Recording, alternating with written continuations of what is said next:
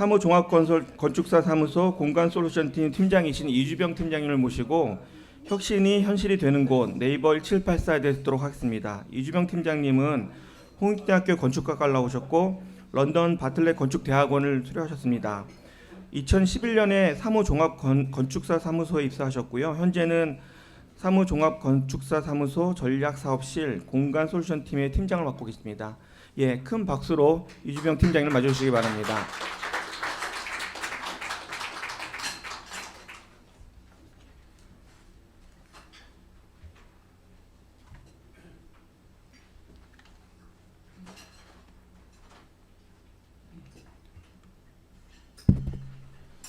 네, 안녕하십니까. 전 사무설계 이주병 팀장이라고 합니다. 오늘 이렇게 뜻깊은 자리에서 저희가 1년 전에 완공을 한 네이버 1784에 대해서 소개해 드릴 수 있는 자리를 마련해 주셔서 정말 감사드립니다. 제가 이렇게 프레젠테이션을 굉장히 잘하는 스타일은 아니라서 이렇게 보시듯이 약간 아이패드에 몇 가지 이렇게 노트를 좀 적어서 좀 이렇게 보면서 할 수 있는데요. 좀 진행이 원활하지 않더라도 그냥 좀 잘 이해해 주시고 잘 들어주셨으면 감사할 것 같습니다. 대지의 지번인 178-4번지 그리고 최초의 산업혁명이 시작된 1784년 이들의 공통된 숫자인 1784는 실험과 도전의 가치, 혁신이 현실이 되는 공간이라는 의미로 네이버 제4호의 이름이 되었습니다. 네이버 1784는 약 16만 8,160 스퀘어미터 연면적이고요. 지상 29층, 지하 9층 규모고 135m의 높이를 갖고 있습니다. 단위 면적당 297.2kWh의 에너지를 사용하고 있고 이는 리드 베이스라인 대비 약 34.2%의 절감되는 수치로 현재까지 확인되고 있습니다. 이 본 프로젝트는 PM과 CM은 여기 계시는 한미글로벌에서 수행을 해주셨고 삼성물산이 시공을 했고 디자인 자체는 사무설계와 그 네이버의 SPX 디자인 팀이 같이 협업을 해서 디자인을 완료하였습니다. 그 결과 저희가 2022년에 리드 플래티넘을 획득을 했고 그리고 스마트 도시협회에서 로봇 친화형 건축물 인증 최우수 인증을 받았고요. 그리고 건축문화대상 22년 민간 부분에서 대상을 수상하였고 최근에 23년에 해외 어워드인 IF 디자인 어워드하고 최근에 이제 레드닷 어워드도 저희가 수상하는 영광을 얻었습니다. 1784는 건축과 ICT 기술의 융합을 통해 미래와 현실로 만드는 공간 플랫폼입니다. 모든 것을 담을 수 있도록 준비된 프레임워크인 1784는 네이버의 새로운 업무 공간이자 네이버의 모든 선행 기술을 끊임없이 융합하고 임직원의 업무를 돕고 그러한 과정에서 새로운 혁신 서비스로 진화시키는 테스트 베드라고 저희는 생각하고 있습니다. 프로젝트는 1784가 가지게 될 디자인적 가능성을 자유롭게 탐구하는 것으로 시작했습니다. 바로 옆 대지에 위치한 제1사옥인 그린팩토리와의 관계성 그리고 미래의 네이버를 담아야 할 1784의 브랜딩에 초점을 두고 정말 수많은 대안을 검토했었고 최종적으로는 가장 단순하고 순수한 형태가 최대한의 다양성을 담아낼 수 있는 공간 플랫폼에 적합하다고 생각했습니다. 이웃에 대한 빛반사와 그리고 사용자 그리고 주변인의 프라이버시를 고려하고 에너지를 효율적으로 사용하고 다양한 사용자의 공간 욕구에 충족될 수 있고 네이버의 새로운 브랜딩이 가능한 기존 사업과는 굉장히 닮았지만 실제적으로는 굉장히 또 다른 세 개의 크고 작은 직육면체로 구성된 공간 플랫폼입니다. 플랫폼으로서의 1784는 균질한 환경의 공간을 제공하고 프로그램을 명확히 규정하지 않기를 원했기에 공간의 쓰임은 지속적으로 변화할 수 있습니다. 다가올 미래의 무한한 가능성을 수용하기 위해서 순수하게 비워진 그러면서도 담기에 부족함이 없도록 준비된 기능의 공간 플랫폼 그것이 1784입니다. 컨셉을 위한 컨셉이 있는 디자인이나 무언가를 의도하는 형상은 저희가 원하는 것은 아니었습니다. 네이버의 다양한 ICT 인재들의 집합소로서 서비스의 변화와 조직의 변화, 사용자의 다양성, 기술의 변화를 고려하여 공간을 규정짓지 않는 비워진 플랫폼을 만드는 것이 가장 중요했습니다. 플랫폼으로서 1784는 균질한 환경의 공간을 제공하고 프로그램을 명확하게 규정하지 않기에 공간의 쓰임은 지속적으로 변화할 수 있고 그거를 수용하여야만 했습니다. 변화하는 환경을 공유하고 우연한 만남과 다양한 기술 관계를 맺음을 통해서 1784는 진화하는 테스트 베드가 되기를 바라고 있습니다. 1784는 건축과 설비, 전기 통신을 위한 인프라스트럭처 기준 단위를 모두 통일하는 것으로 출발을 했습니다. 이 기준을 따르는 다양한 공간과 시설의 레이아웃 변경이 가능하도록 디자인되어 있습니다. 2910 스퀘어미터 규모의 기준층은 16.35m의 스팬 그리고 3.2m 천장고의 무주 공간입니다. 외주부 기둥을 외피에 있는 트리플 스킨 내측에 배치해서 실제적으로 내부에는 데드 스페이스가 없는 업무 공간을 형성하였습니다. 1784를 구성하는 3개의 직육면체 메스 사이사이에는 3개의 아트리움과 2개의 썬큰이 디자인되어 있습니다. 타워 메스와 동쪽의 포디움 메스 사이에는 현재 보시는 1층 로비에서부터 5층 카페까지 연결되는 첫 번째 아트리움이 있습니다.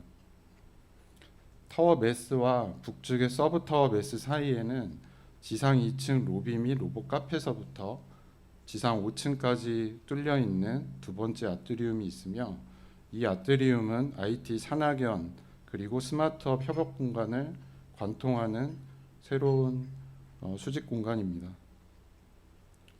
타워부의 최상부 4개층 코어 중앙에는 세 번째 아트리움이 있습니다. 건축 공간의 틈에 위치한 사익 공간은 임직원의 커뮤니티와 휴식 그리고 우연한 만남을 통해서 자연스럽고 다양한 협업을 논하는 장소로 활용되고 있습니다. 앞서도 설명드렸지만 무언가를 담기에 준비되고 비워진 공간 플랫폼 그 1784를 구성하는 3가지 중요한 프레임워크를 소개해드리도록 하겠습니다. 1784는 건물 자체가 친환경 시스템으로 디자인되었습니다. 스마트 그린 인프라스트럭처를 구성하는 핵심 3대 요소는 첫째로는 다중 외피가 있고 둘째로 복사 냉방과 바닥 공조를 혼용하는 하이브리드 공조 시스템이 있고 세 번째로는 달리 트랙을 전기 통신 와이어로 활용하는 디지털 디바이스 제어 컨트롤 시스템이 있습니다. 그럼 첫 번째 그 다중 외피에서부터 다시 살펴보도록 하겠습니다. 타워에는 기존 사옥인 그린 팩토리의 인명과 시각적인 유사성을 띠면서도 성능적으로 보다 개선된 적은 에너지로도 외부의 빛과 열을 효과적으로 제어하는 다중 외피 시스템이 디자인되어 있습니다. 영상을 통해서 좀 더 자세히 설명드리겠습니다. 기존 사옥인 그린 팩토리에서도 동서남북 일조량에 따라 다른 타공률의 수직 루버가 적용되었고 사용자 니즈에 따라 빛을 제어할 수 있도록 디자인은 되어 있습니다. 다만 외피를 통과해서 실내로 들어오는 햇빛을 차단하는 기능만 있기 때문에 열을 제어하는 데는 한계가 있었습니다. 1784에서는 실내에 유입되는 열을 차단하기 위해서 단열 창호를 외부가 아닌 내측에 구성하고 내부 창호 사이에 자연스러운 바람길을 형성해서 세 겹의 스킨 사이의 열이 자연적으로 배출되도록 디자인되었고 이는 쾌적한 실내 환경을 유지하는 첫 번째 핵심 요소가 됩니다. 외부와 내부 창호 사이에 위치한 키네틱 수직 루버는 태양의 궤적의 변화에 따라서 자동으로 작동할 수 있습니다. 또한 공간 사용자의 필요에 따라서 원하는 위치에 원하는 각도로 제어를 할 수도 있습니다. 루버 각도를 제어하게 되면 외부에서 바라볼 때는 다양한 시각적 인면 패턴을 만들 수도 있습니다. 주변인들과 다양한 시각적 소통을 할 수 있는 매개체가 되기도 하고 이 기업의 어떤 새로운 아이덴티티를 외부로 표출할 수도 있습니다. 키네틱 수직 루버 슬랫에는 동서남북 일조량과 햇빛의 입사각을 고려한 타공률이 적용되어 있기 때문에 외부 조망도 가능하고 업무 중에 눈부심도 최소화될 수 있습니다.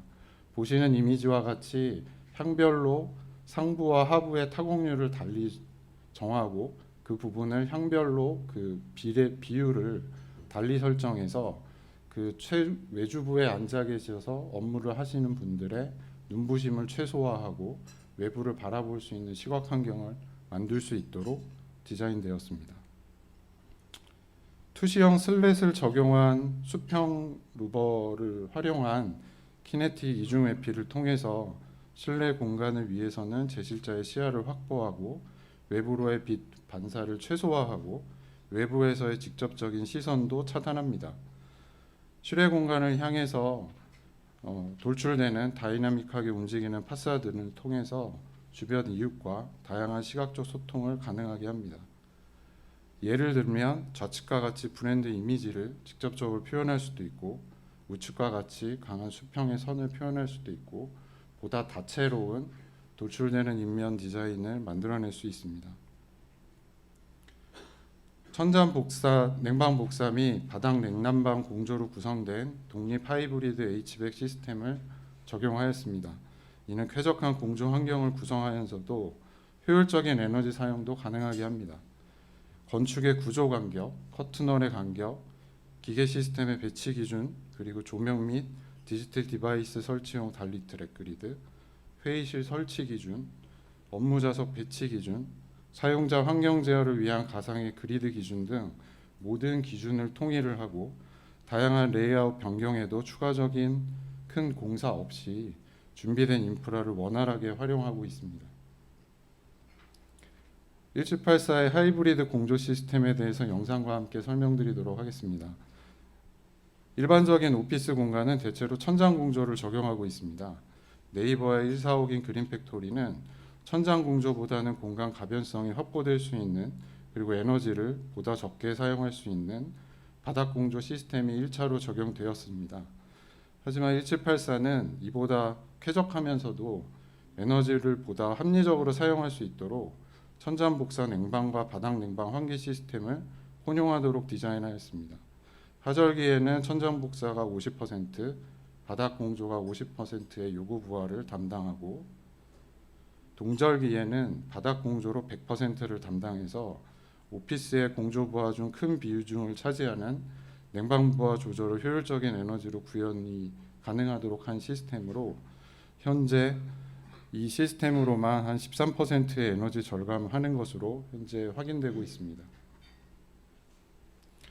1784의 조명 시스템은 업무 공간의 인공 조명 기능뿐만 아니라 개인이 선호하는 추가적인 조명 혹은 디지털 디바이스를 선택적으로 추가하고 제어할 수 있는 인프라 그리드 시스템을 이번에 개발해서 적용하였습니다.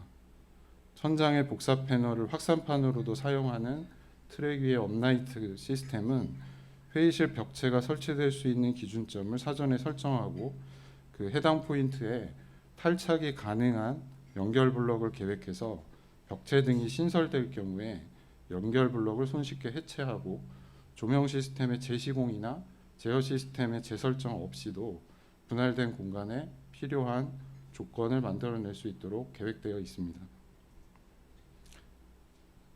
영상을 통해서 조금 더 자세히 설명드리면 1784는 모든 공간에 LED를 적용했었고 상황에 따라서 밝기를 자동으로 조정하는 조명 제어 시스템이 적극적으로 활용되었습니다. 디밍 제어 시스템은 자연 채광량에 따라서 실내 밝기를 자동으로 조절합니다. 루버가 열려서 햇빛이 실내로 들어오면 외주부의 조도를 낮추고 반대로 루버가 닫히면 외주부의 조도를 높입니다. 모바일을 통한 스마트 제어는 개인의 업무 공간이나 회의실 등의 실제로 사용 중인 공간의 조명을 스스로 조정할 수 있도록 설계되었습니다.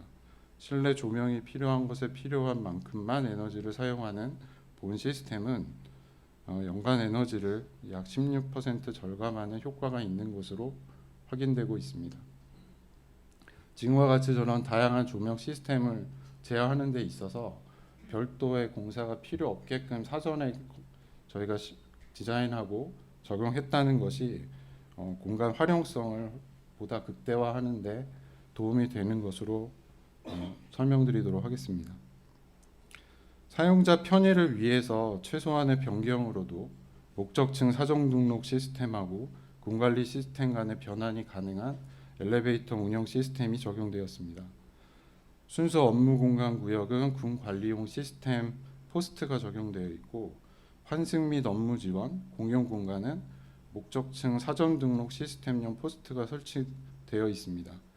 승강기 내부에는 사용자가 직접 층 변경이 가능한 터치 패널이 적용되어 있는데, 이렇게 좀 다양한 시스템을 쓰게 된 이유는 사용자가 필요에 따라서, 이 관리자의 필요에 따라서 저 여러 가지 시스템들의 위치를 재설정하고 실제로 승강기의 수직 동선 율에 맞게 여러 가지 방면으로 운영을 할 수 있게끔 만든 시스템이라고 생각해 주시면 될 것 같습니다. 현재 이러한 하이브리드 운영 시스템 적용한 결과 기존 사업 대비 대기 시간 및 승차 시간 감소도 효과가 확인되고 있고, 에너지 전력 사용량도 감소되는 것으로 확인되고 있습니다. 1784는 리드 에너지 절감 효과 평가 기준을 통해서 연간 에너지 사용률을 약 34% 절감하는 것으로 확인되고 있고, 이를 통해서 22년 리드 플래티넘을 인증받았습니다. 본 프로젝트 설계는 팬데믹 이전에 설계가 완료되었었지만 시공 들어가서 얼마 안 있고 나서 전 세계로 확산된 코로나로 인해서 우리의 삶의 방식도 바뀌었고, 이는 1784 설계에도 영향을 주게 되었습니다. 설계된 결과물의 방역적 차원을 다시금 되돌아보고 필요하다면 개선된 기능을 적용하고 향상된 방역 성능을 확보하는 것이 좀 요구되었었고요.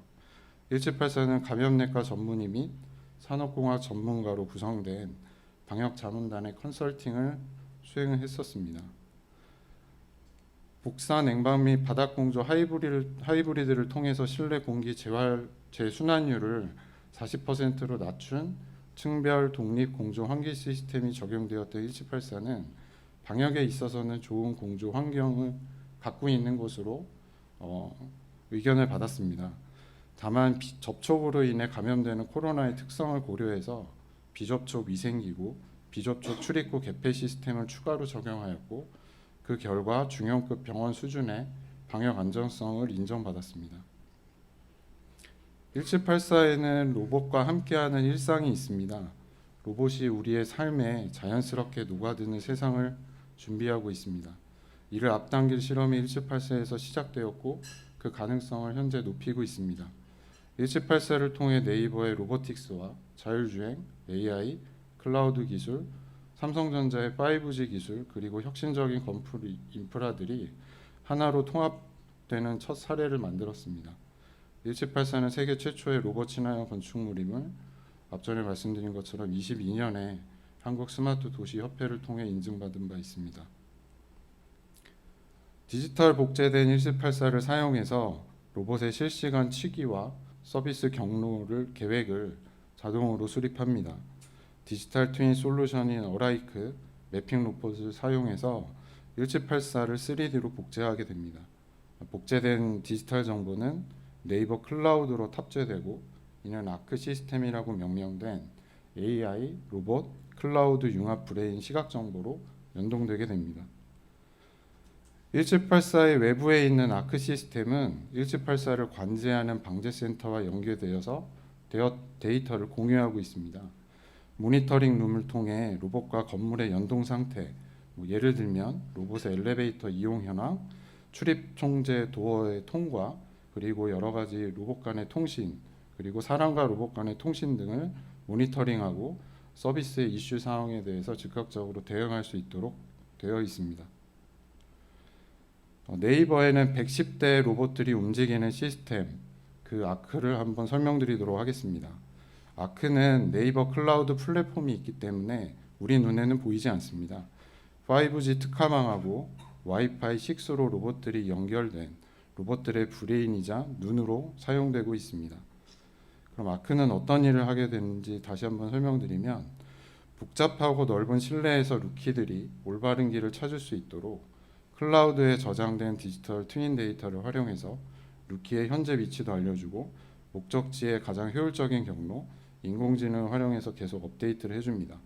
빌딩 전체와 연결돼서 로봇이 어디든 갈 수 있도록 로봇포트도 태워주고 도어도 열어주고 네이버 웍스를 통해 직원들의 로봇 서비스를 이용할수록 연결도 해줍니다. 계속된 아크의 업데이트를 통해서 로봇들도 동시에 똑똑해집니다. 아크를 통해 점점 똑똑해지는 로봇들이 활용하는 1784에서 어떤 미래를 그릴지 상상하실 수 있을 것 같습니다. 1784의 로봇 전용 수직 동선인 로봇포트를 한 번 더 소개시키도록 하겠습니다. 1784는 로봇들이 어려움이 없이 일할 수 있도록 자유로운 활동이 가능하도록 설계되어 있습니다. 가장 특징은 로봇포트고 세계 최초의 로봇 전용 반송장치입니다. 로봇은 일반 엘리베이터를 타고 내릴 수 있지만 붐빌 때는 앞에 보신 것처럼 층마다 멈출 수도 있어서 루키가 제 속도로 서비스를 할 수 없는데, 로봇포트는 아크와 통신해서 로봇을 태웠다 내려주고 하고, 한 레일에 여러 대의 캐리어가 달려 있어서 한 대 하나가 탑승하는 게 아니라 여러의 로봇이 하나의 레일에서 동시에 이동을 할 수 있게 됩니다. 이런 로봇포트 덕분에 110대의 로봇들이 현재 자유롭게 2층 저층을 다니고 있습니다. 건물 곳곳에 스며든 여러 선행 기술이 있고 더 나은 업무 환경을 만들고 있습니다. 그 안에서 일하는 모습은 미래의 새로운 기준이 된다고 생각합니다.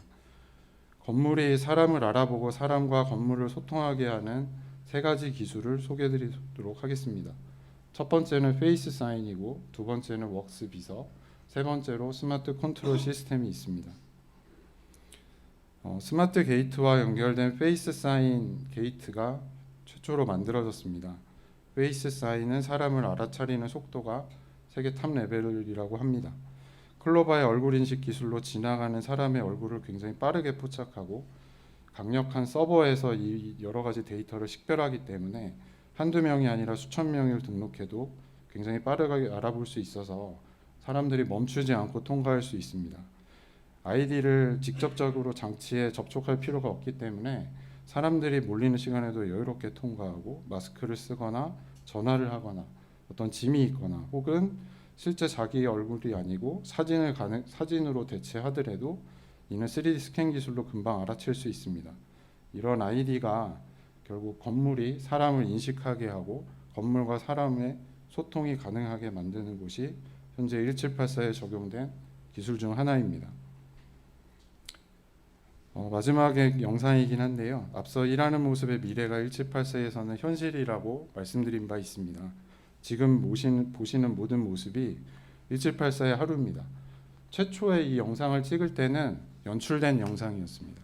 근데 현재 이런 모든 일상이 현재 1784에서 벌어지고 있고 임직원들이 직접적으로 체험하고 있습니다. 1784에는 로봇도 있고 벽과 천정, 바닥에 숨겨져 있는 다양한 인프라를 활용해서 공간의 레이아웃이 바뀌는 것들을 잘 적응하고 그를 설명하는 그거를 활용할 수 있게끔 숨겨진 인프라로서 이 1784가 공간 플랫폼의 역할을 충실하게 하고 있습니다.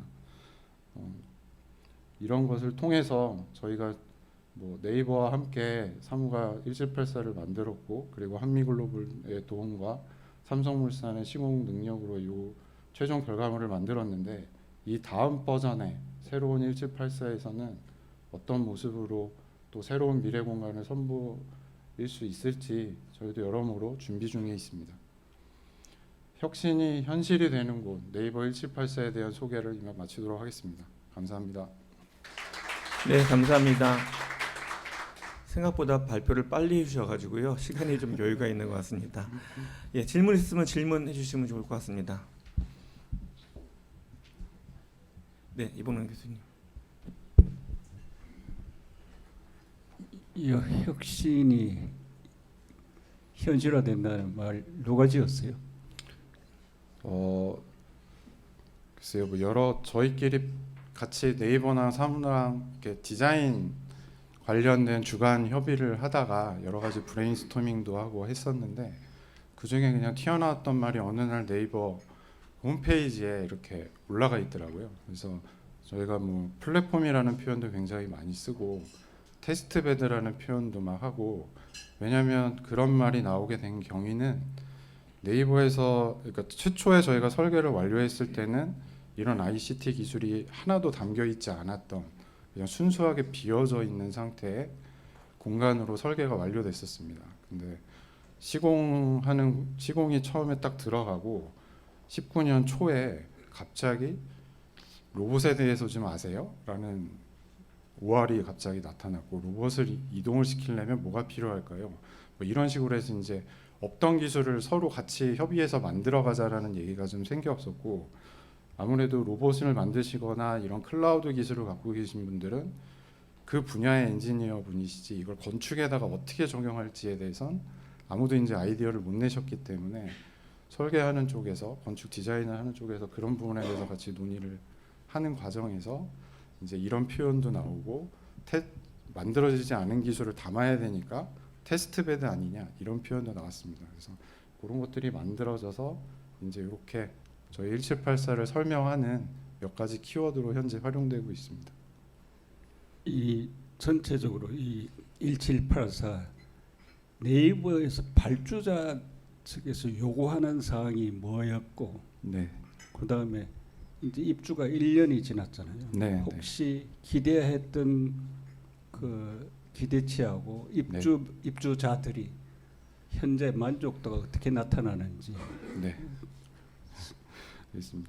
최초의 네이버에서의 OR은 사용자가 누구인지 모르는 상태지만 그래도 나중에 사용자들이 들어왔을 때 불편함이 없는 건축 공간을 만들었으면 좋겠다가 최초의 설계 OR이었습니다. 그래서 그거를 만족시키기 위해서 순수하게 그냥 비워진 업무 공간 하지만 어떤 업무 공간에 레이아웃이 들어오더라도 빛이나 온도나 습도나 여러 가지 이제 공조, 그다음에 외부 차양 뭐 이런 것들이 다 그때 순간에 맞춰서 별도의 굉장히 뭐 큰 공사나 이런 거 없어도 그거를 적용할 수 있는 말 그대로 진짜 건축적인 플랫폼을 만드는 게 최초의 OR이었습니다.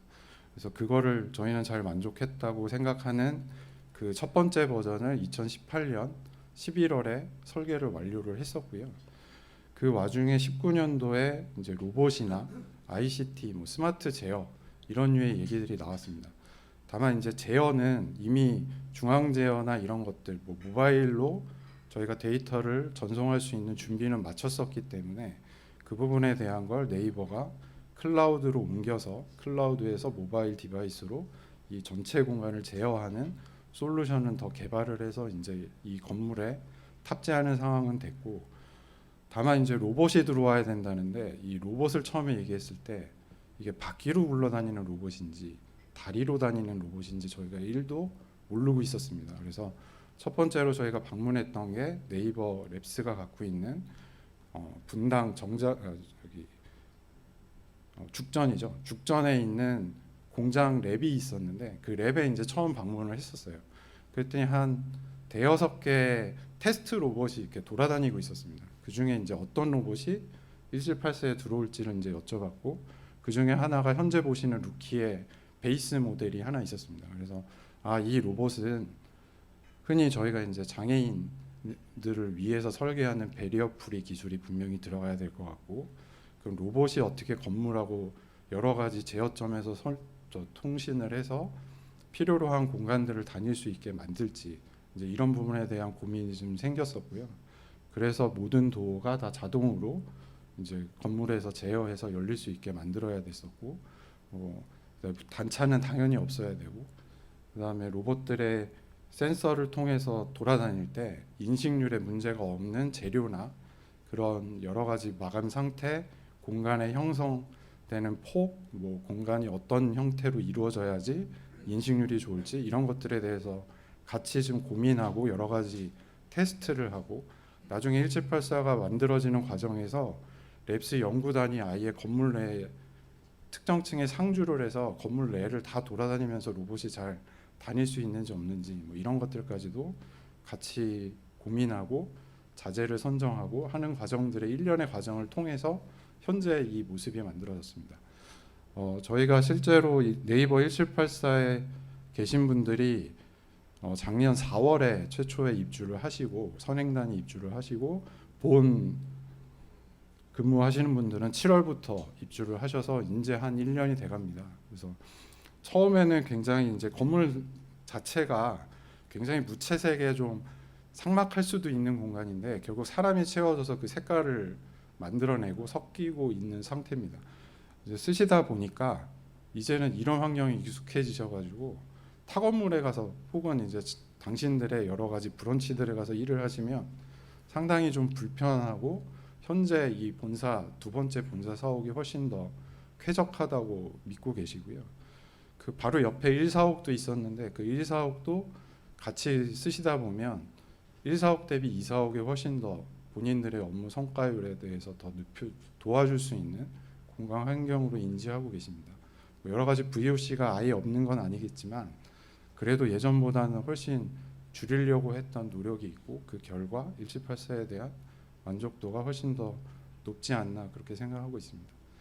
그래서 현재 이제 그린 팩토리도 저희가 한미글로벌과 함께 다시 리모델링 현재 들어가고는 있는데 전체 건물을 하는 건 아니지만 리모델링 향에 맞게 1784에 들어갔던 신축에 들어갔던 기술들 중에 어떤 기술들이 리모델링으로 들어가서 더 유사한 성능을 만들어낼 수 있을지도 현재 좀 논의해서 적용하는 것들을 검토하고 있고 또 그린 팩토리 완공됐을 때 뭐 그런 부분에 있어서 두 번째 버전 뭐 리모델링의 좀 경량화된 버전의 이런 스마트 공간이 어느 정도 수준까지 될지 한번 또 내년 7월 8월쯤에 그 부분에 대한 사용 승인이 이루어질 거기 때문에 그 위에 또 그린 팩토리는 또 어떻게 다시 변환될지 다시 한번 소개해드릴 수 있는 자리가 있으면 좋겠습니다.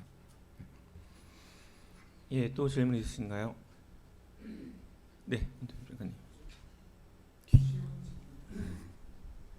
건물 이게 설계할 때 네, 수명은 어느 정도로 보고 하셨는지 그리고 이제 저 혼자 궁금한 것 같은데 저는 이제 이 IT 기기가 많이 들어오면서 네, 사람한테 적정한 수준의 전자파는 어느 정도인가 설계할 때 뭐 그런 것이 고려가 되는 것인가 또 하나는 이제 산소 농도가 높은 데 들어가면 사람들이 많이 모여 있어도 정신이 말똥말똥한데 그렇지 않은 CO2 농도가 높은 데 들어가면 금방 졸리거든요. 네, 네, 설계할 때 적정 산소 농도 네. 내지는 미니멈 산소 농도에 대한 기준 같은 것도 갖고 계시는지.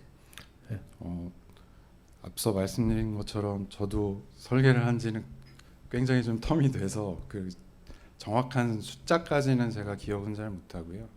다만 저희가 이 아까 얘기 드린 것처럼 공조 같은 경우에 두 번째 질문에 대한 답을 먼저 드리면 공조 방식에 대해서 이제 혼용을 하는 복사와 바닥 공조를 혼용하게 할 때 기준을 잡는 게 굉장히 좀 어려웠습니다.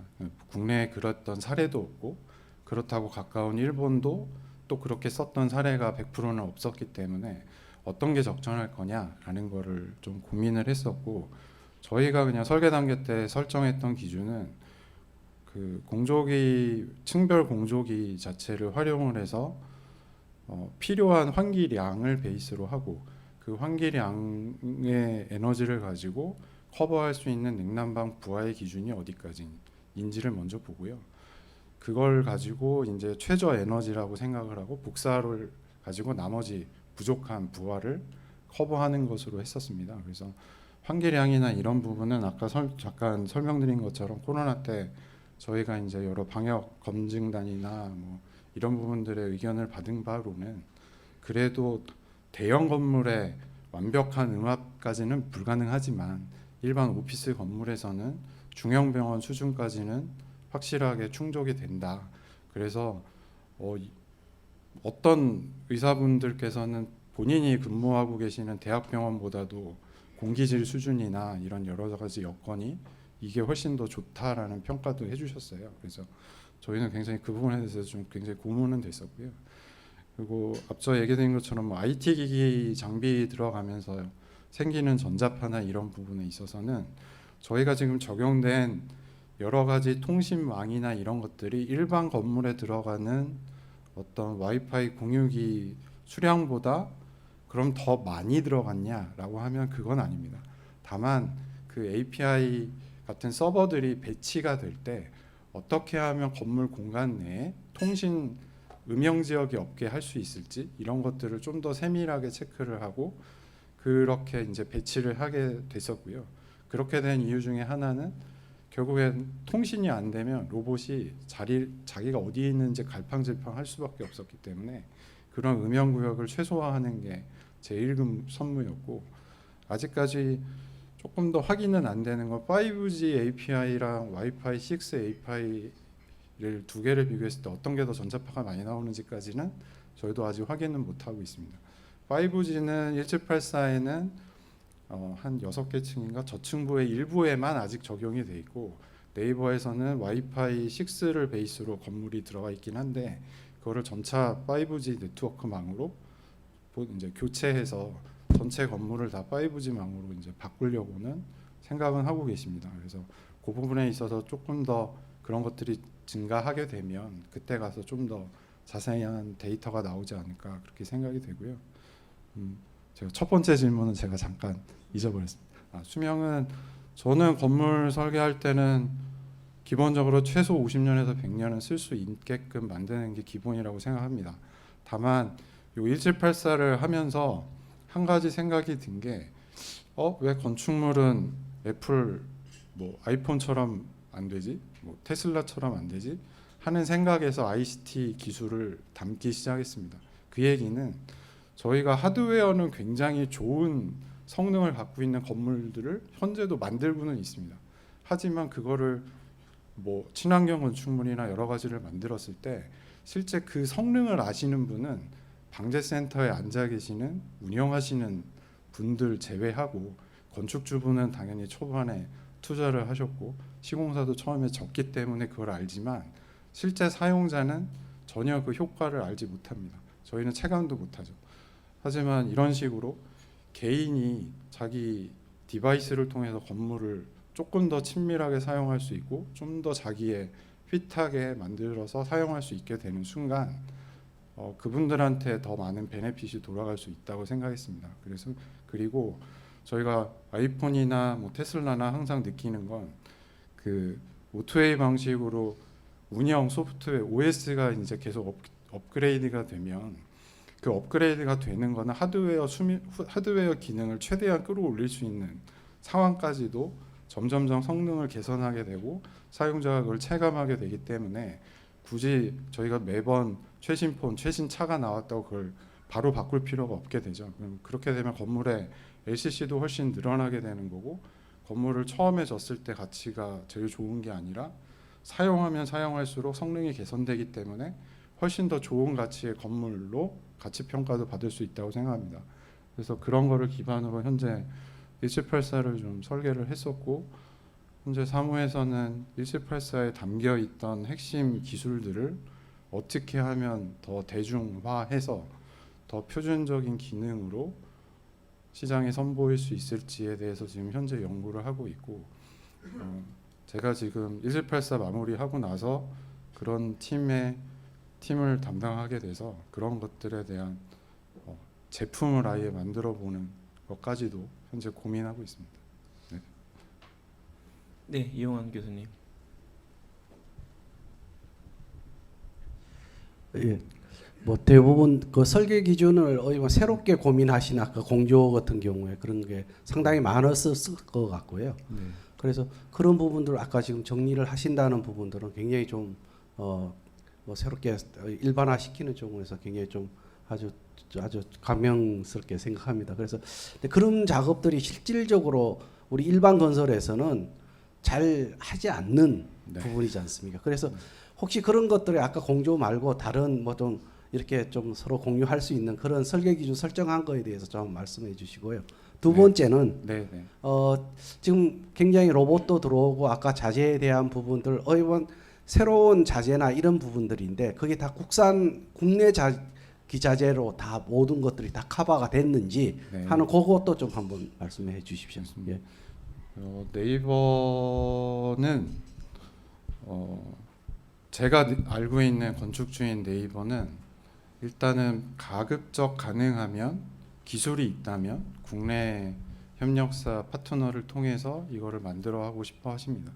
그런 기조는 분명히 있고요. 본인들의 스타트업이 어떤 정신은 아직은 그래도 좀 잊지 않고 있는 게 아닐까 이렇게 생각을 하는데, 그래서 1784에 적용되어 있는 뭐 여러 가지 지금 보시는 의다단 키네틱 파사드부터 시작해서 여러 가지 요소는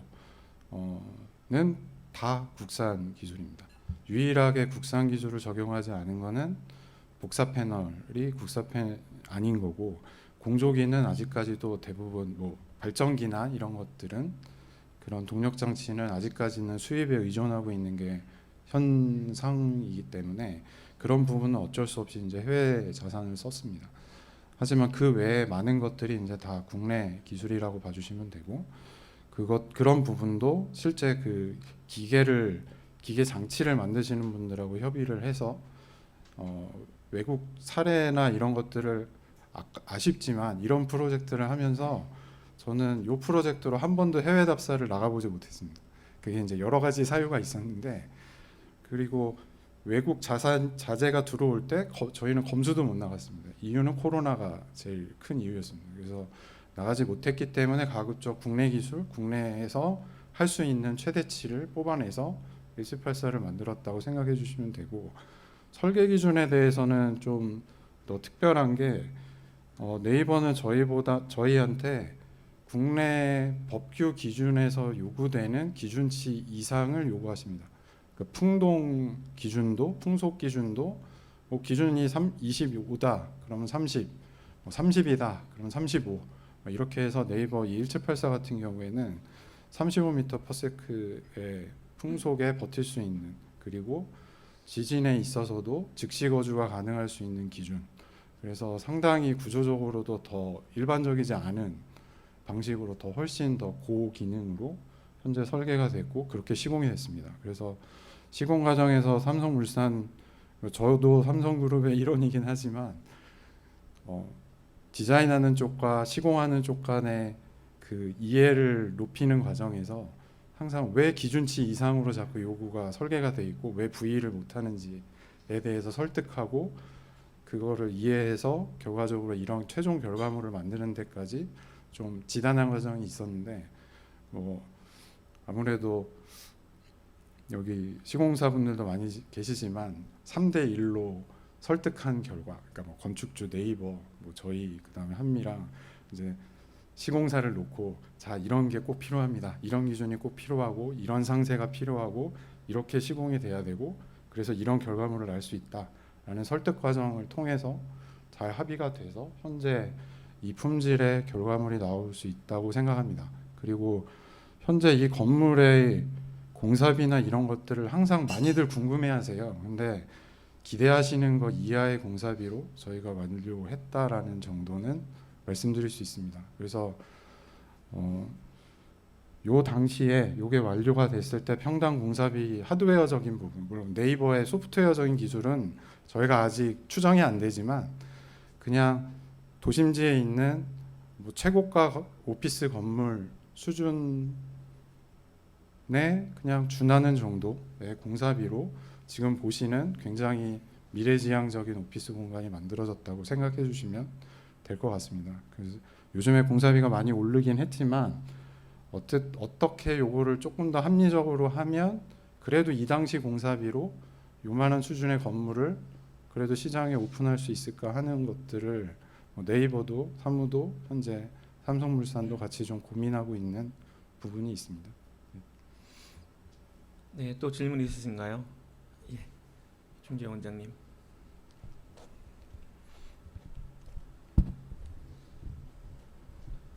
설명 잘 들었어요.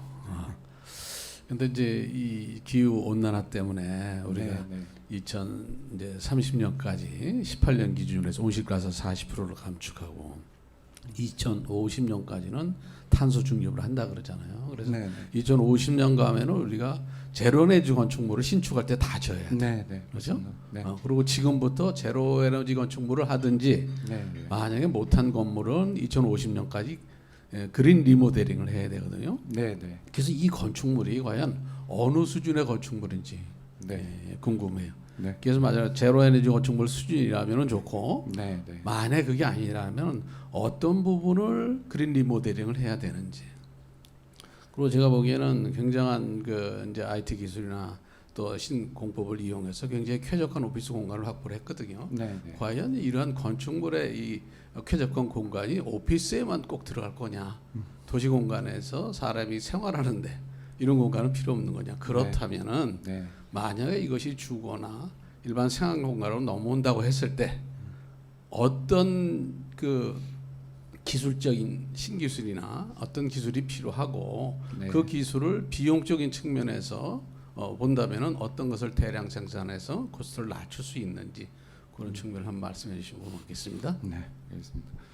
그 에너지에 있어서는 제가 아까 그 설계 단계 때 컨셉을 한 가지 말씀 안 드린 게 있는 게 원래 1784 프로젝트에 저희 회사에 등록이 되어 있는 네이밍은 1784 제로 프로젝트입니다. 그 제로가 6가지 아이템에 대해서 제로를 만들겠다라고 하는 게 처음에 출발이 있었습니다. 뭐 허세 제로 뭐 이런 농담적인 얘기들도 있지만 에너지 제로도 있었고요.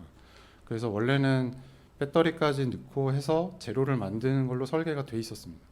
근데 이제 조금 전에 얘기 드린 것처럼 ICT 기술하고 로봇 뭐 이런 게 들어오고 거기에서 어쩔 수 없이 이제 전기를 많이 생산하는 부분이 있어서 그거를 감안을 해서 한 결과 그래도 에너지 성능 민간 건축물 이 정도 오피스에서 1-2%를 받은 케이스는 네이버 1784가 최초인 걸로 저희는 알고 있습니다. 그리고 현재 뭐 그 충전 배터리의 성능이 아직은 답보되지 않았기 때문에 실질적으로 집어넣지는 않았지만 자리는 확보하고 있습니다.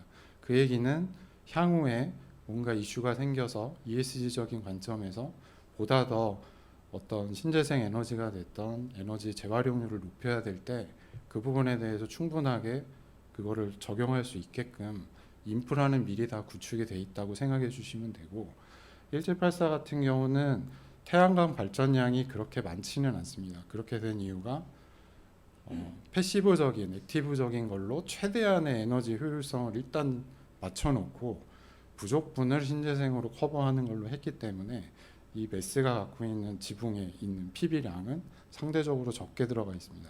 그래서 뭐 그런 부분도 더 충족을 하게 되면 이제 실질적으로 제로는 가능하지 않을까 생각은 하는데 지금 저 110대 로봇이 쓰고 있는 에너지가 적지 않기 때문에 이제 그 부분은 좀 이해상충이 좀 있지 않을까 생각합니다. 제가 아직 스마트 플러스 빌딩 얼라이언스라고 국토부에서 하는 거에도 들어가서 활동을 하고 있는데 거기서도 얘기되는 게 여러 가지 4차 산업 기술을 건물에 적용을 하겠다라고 하는데 적용을 하려다 보면 뭐 UAM을 적용하고 뭐를 하다 보면 결국 신재생 에너지를 쓸 수 있는 용적을 그 새로운 기술이 덮어 들어가야 되거든요. 그럼 거기서부터 이제 에너지에 대한 부분에서는 충돌이 생깁니다. 그래서 그런 부분을 어떻게 잘 이해를 좀 해치하고 이후의 산업을 위해서 어떤 레귤레이션을 만들지 그거는 좀 숙제가 아닐까 생각하고요.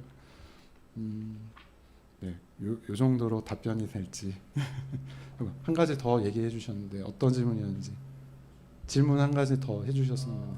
네. 이제 네이버 1784뿐 아니라 네. 네. 이제 도시민들이 네, 느낄 수 있는 쾌적한 네, 생각났습니다. 네. 저희가 제가 생각해 보니까 1784가 업무 시설이었기 때문에 조금 더 이런 새로운 시도를 해보기에 조금 접근성이 낮았지 않았을까 생각합니다. 그래서 업무 공간에서 이게 구현이 되고 업무 공간이라는 거는 굉장히 다양한 니즈를 갖고 계신 분들이 그 공간을 공유하고 계시거든요. 그래서 저렇게 사용자가 직접적으로 자기의 보이지 않는 그 스페이스를 제어를 해본다라는 거는 그 데이터가 쌓이다 보면 어떤 이해상충이 자꾸 생기는지도 저희가 쉽게 캐치할 수 있고 그걸 잘 활용하면 주거시설이나 뭐 여러 가지 이제 레지던스에도 적용하기 쉽고 여러 가지 다른 업무 공간의 성격에도 지금 같은 기술을 적용하는데 뭐 더 수월하지 않을까 합니다. 그 중에 여러 가지가 이제 뭐 저희는 내부적으로 PEM이라고 표현을 해서 Personal Environmental Management 시스템을 구축을 하자라는 거를 가지고 현재 뭐 삼성전자하고도 논의를 하고 있는데, 그 얘기는 공간을 구성하고 있는 여러 가지 환경, 뭐 빛, 온도, 습도, 뭐 환기, 그 다음에 어떤 이런 디바이스를 활용하는 방식까지도 사용자가 중심이 돼서 공간 그런 것들을 다 제어할 수 있고, 그 제어하는 방식이 결과적으로는 건물의 여러 가지 ESG적인 관점에서도 잘 가이드 될 수 있게 하는 그런 제어 시스템이나 이런 것들도 개발을 하려고 하고 있는데, 그게 되면 뭐 업무 공간과 주거 공간과 의료 공간 뭐 이런 부분에서 개인이 컨트롤해야 될 수 있는 그 여러 가지 지표는 다르겠죠. 그 지표를 그거에 맞춰서만 세팅을 해주게 되면 지금 보이시는 여러 가지 다양한 새로운 선진 기술이 어떤 공간에도 잘 적용될 수 있을 거라고 생각하고 있습니다. 그래서 물리적인 것뿐만 아니라 하드웨어, 그 소프트웨어적인 건축을 구성해야 되고 제어해야 되는 모든 것들을 하나의 패키지로 솔루션화 하려고 지금 생각을 해보고 있고요. 그게 되면 이제 오피스뿐만 아니라 병원, 의료시설, 뭐 레지던스 이런 데도 다 쉽게 적용할 수 있을 거라고 생각하고 있습니다. 다만 주거는 이런 오피스보다는 수월한 게 그 IoT 장비는 대부분 주거는 가전을 통해서 되고 있는데, 업무 시설에서는 그게 안 됐던 게 가전으로 이루어지는 IoT 환경이 아니거든요. 그래서 그렇지 않은 환경에서 저희가 테스트를 해본 거고, 그래서 그런 두 가지 여러 가지 좀 다른 방향의 산업을 잘 섞으면 훨씬 더 효과적인 새로운 공간 구축 기술이 만들어질 수 있지 않을까, 그렇게 생각하고 있습니다. 예, 또 질문 있으신가요? 예, 김수 원장님. 오늘 그 설명 듣고서 상당히 감탄했습니다.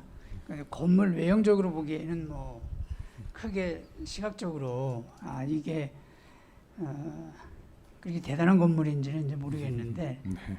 그 내부를 완전 이제 이용자, 그 사용자 측면에서 편리하게 이제 디자인하고 설계를 한 것 같습니다. 거기에 갖춰져 있는 뭐 그 냉난방, 공조 뭐 이런 시스템, 에너지 효율적인 그런 여러 가지 측면들, 그리고 또 이용자들 관점에서 볼 때에 그 쾌적성을 높이기 위한 그 여러 가지 배려들, 이런 것들이 이제 그 눈에 띄는데, 보통 이제 구글이나 뭐 애플 이런 기업들이 추구하는 말 그대로 이제 그 공간 안에서 창의와 혁신이 그야말로 샘솟게 할 수 있는 그 다양한 그 역동적인 그런 이제 그 역동적이면서도 편안한 공간을 창출하기 위한 관점에서의 그런 그 사용자에 대한 배려, 네. 이런 것과 관련돼서 좀 그런 부분이 저는 구체적으로 어떻게 좀 설계가 되는지 하는 거는 네. 조금 아까 설명은 좀 안 돼 있던 것 같아서 그 부분을 좀 말씀해 봐주시면. 네. 구글 사옥이나 최근에 뭐 아마존이나 이제 그런 데를 보면 그쪽 기존은 굉장히 큰 지붕, 굉장히 이렇게 좀 현란한 형태의 지붕 구조물을 일단 만들어서 넓은 용적의 쉘을 딱 만들어 놓고, 내부에는 좀 더 플렉시블하다고 표현하는 약간 모듈화된 이런 데크들을 자유자재로 이동해서 공간을 재구성할 수 있게, 그러니까 뭔가 이렇게 꽉 짜여진 공간이 아니고 좀 플렉시블한 공간의 형상 안에서 약간의 로직을 갖고 하는 개념이라고 하면, 네이버 1784는 미니멀한 큐빅 안에서 그게 가능하도록 구현했다라고 생각을 하고 있습니다. 그래서 좀 더 여기에 적용됐던 기술이 일반화돼서 다른 건축물에도 쉽게 이제 이식을 할 수 있게끔 저희가 시스템을 만드는 개념이고요. 저희 학교 다닐 때 다들 모듈화의 장점, 왜 모듈화를 해야 되는지, 왜 유닛을 해야 되는지 다들 얘기는 하고 그렇게 배웠지만, 실질적으로 설계할 때는, 설계를 하거나 시공할 때는 그 모듈화가 굉장히 어렵고 구현하기가 어려웠습니다. 근데 이번에는 정말 모듈화의 극한까지 가진 못했지만 그래도 한 90% 수준까지는 건축 구조에서부터 외장, 스킨 만드는 거, 그 다음에 공간을 구성하기 위한 가상의 그리드, 인프라의 그리드 이런 것들을 하나의 기준을 가지고 다 만들고 그 기준을 도리어 로봇이 이동하는 가상의 또 버티컬 그리드들이 있습니다. 그것도 이제 다 그 기준에 맞췄기 때문에 실제 그 보이지 않는 그리드에 맞춰서 공간을 재구성을 하면 말 그대로 조명도 재설계 시공할 필요 없고 공조도 재설계 시공할 필요 없고 벽체도 그리고 여기 네이버에 지금 쓰고 계신 워크스테이션 가구도 모든 게 다 그 기준에 맞게끔 보이지 않지만 설정이 돼 있어요. 그래서 사용자가 나 레이아웃 다음날 우리 팀이 바뀌어서 이렇게 재구성을 해야 됩니다라고 얘기를 하는 순간 다음날 저녁이면 그 구성이 다 가능할 수 있는 환경이라고 보시면 되고 일반적으로 저희 회의실이나 이런 거 아무리 유닛 모드를 써도 레이아웃을 재변경하면 일주일에서 뭐 2주일 정도 인테리어 공사가 필요하고 공저 덕트 옮겨야 되고 뭐 조명 재설치해야 되고 천정 뜯고 해야 되는데 여기는 그럴 필요가 없다라고 이해해 주시면 될 것 같습니다. 그래서 그 모듈 안에서 움직이게 되면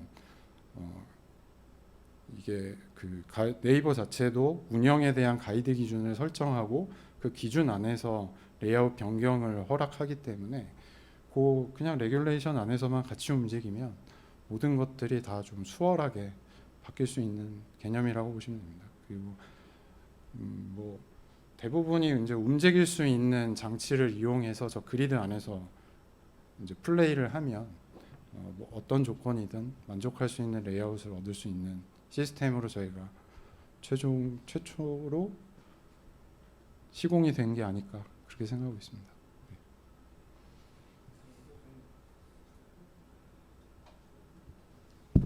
예, 또 질문 있으신가요? 예, 그 1784는 저도 시공 단계 때 여러 번 갔었는데요. 지금 완성된 건물도 그렇지만 시공 과정에서도 다양한 기술들이 도입됐습니다. 뭐 안전 관리를 위한 영상을 AI 분석을 한다든지 아니면 BIM도 적용됐던 그런 현장이기 때문에 관심이 많았고요. 예, 무엇보다 디지털 기술을 설명하면서 혁신이 현실이 되는 과정에서 그 너무 왜곡되거나 과장되지 않고 현실성을 보여주신 것에 대해서 굉장히 좋았던 것 같습니다. 아, 예, 김정우 회장님. 예, 김종훈입니다. 발주자가 좀 특별한 발주자 아닙니까? 네이버가. 네, 그렇습니다. 좀 발주자 팀들이 아주 젊은 팀이고 네. 그래서 사무에서 수많은 프로젝트 하셨을 텐데 네이버라는 발주자의 특징 그리고 역할 리더십 이런 측면에서 한번 좀 얘기를 좀 해주세요. 네.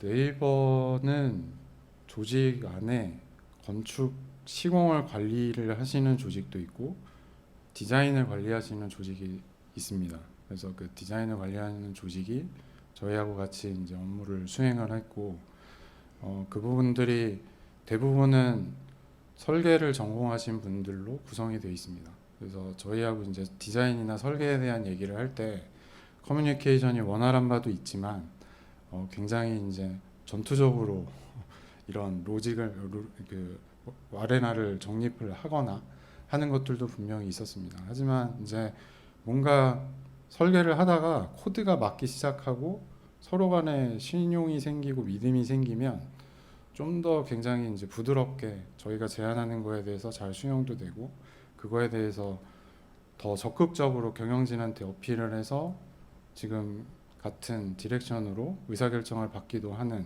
그런 과정이 있었습니다. 그래서 많은 타 회사에서도 네이버의 이런 조직을 갖고 싶어 하시는 바가 굉장히 큽니다. 그래서 사무에 이제 1784 끝나고 나서 요청하시는 것 중에 여러 가지의 이제 이런 네이버가 어떤 조직을 갖고 있는지 굉장히 궁금을 많이 하세요. 그리고 어떻게 하면 그만한 캐퍼의 조직을 갖고 있을지 또 고민을 하시는데 실제로 네이버는 이 사옥을 질 때뿐만이 아니라 자기네 여러 가지 브런치들의 공간 뭐 이런 거 할 때도 다 건축 디자인을 관리하는 팀이 관여를 해서, 그리고 시공 관리를 하는 팀이 관여를 해서 그 공간의 품질을 만들고, 그 공간의 품질이 자사 직원들의 생산성에 기여하는 게 굉장히 크다고 이미 학습이 되 계시기 때문에 그거에 대한 가치를 굉장히 높게 평가하십니다. 근데 타 회사랑 만나서 저희가 협의를 하고, 저희 그룹사인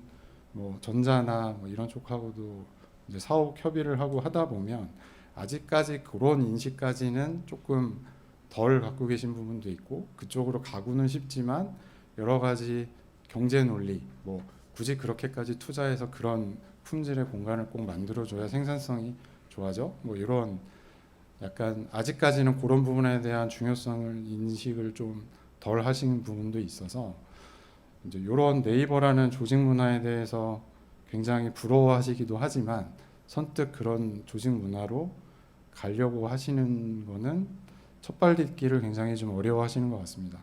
다만 조금 고무적인 거는 네이버가 이 1784를 처음에 만들고 런칭하고 할 때까지는 본인들이 여기에 최초로 자기네 이렇게 뿌려져 있던 여러 기술을 뭐 융합이라고 표현을 하는데, 융합을 해서 건물의 공간 기술로 만들어 본 케이스는 이 1784가 처음이었습니다.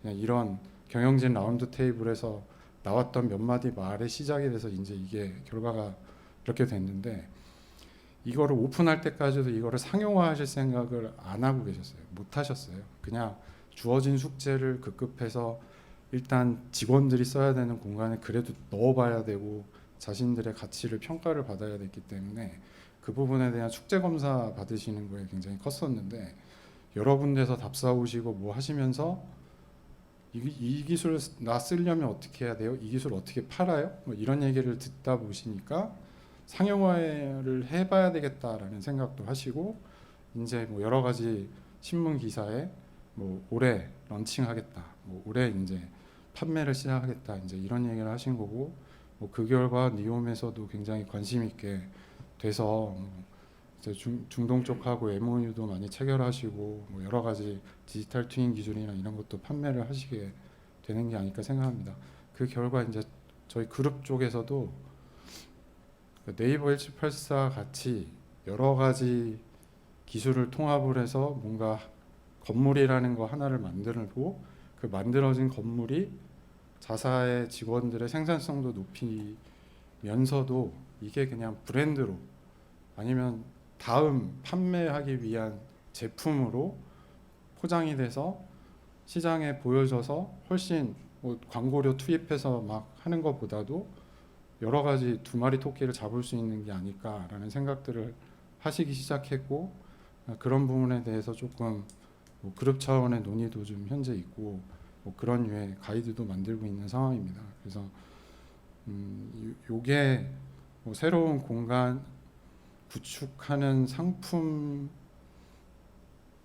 뭐 새로운 가지의 첫 출발점이 될 수 있지 않을까 생각을 하고, 네이버도 그런 부분에 기존에는 자기 자산 관리하는 쪽에만 신경을 썼었는데, 이제 대외적으로 이거를 어떻게 자기는 본인들의 업역을 늘릴 수 있을지도 좀 고민하고 계신 것으로 알고 있습니다. 네, 오랜만에 여유롭게 질의응답을 한 것 같습니다. 오늘 좋은 강연해 주신 이주병 팀장님께 큰 박수 부탁드리기 바랍니다. 감사합니다.